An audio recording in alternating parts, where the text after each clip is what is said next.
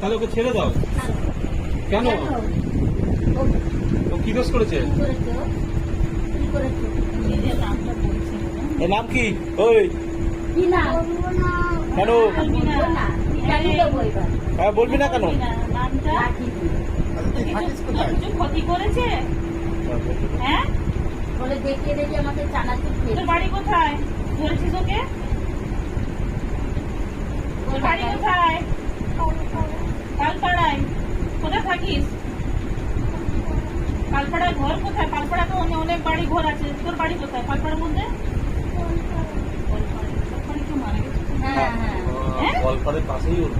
এই যে পালপাড়ায় বাসগোলা কলপাড়া ওইখানে জাহাঙ্গীর গ্যারেজের ওইখানে? না না অত দূর না। সাকোটা আছে না? সাকোটার পাশেই ওর লোকটার বাড়ি যে মারা গেছে। হ্যাঁ তুই কেন ধরেছিস? নামটা